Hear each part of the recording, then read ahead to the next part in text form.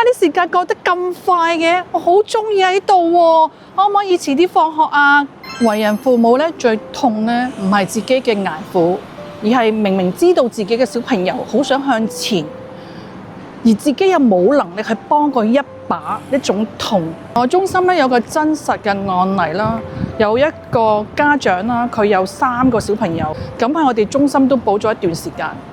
雖然小朋友嘅能力資歷唔係咁好，但係佢嗰種咧好想向上嘅心咧，我哋老師感受得到。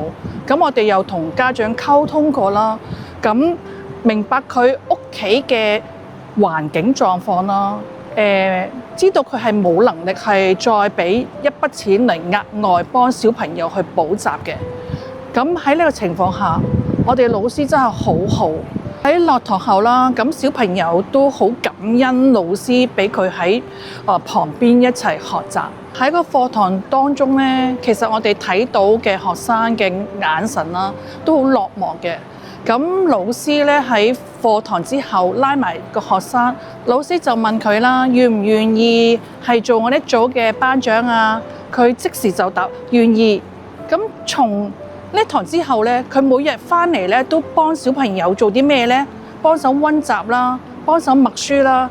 因為我曾經都同呢個小朋友講過，教學相長，你教到其他人，其實自己一齊就學習得到。從呢個咧動作啦，我哋感受佢真係好中意呢位老師，同埋好中意喺呢度學習。我曾經都問過佢啊，你可唔可以去其他幫手啊？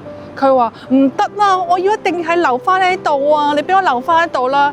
咁又有一次佢同我講話放學啦，點解啲時間過得咁快嘅？我好中意喺度喎，可唔可以遲啲放學啊？其實咧呢個咧只係一個小小嘅例子。我哋唔單止對呢個學生係咁，我哋對我哋所有學生都好有愛。我哋係每一個學生都會同佢傾下偈，了解下佢家庭狀況，而俾一個好適合佢哋嘅教育嘅方案。呢個係我哋嘅教學宗旨，從心而學，必有所成。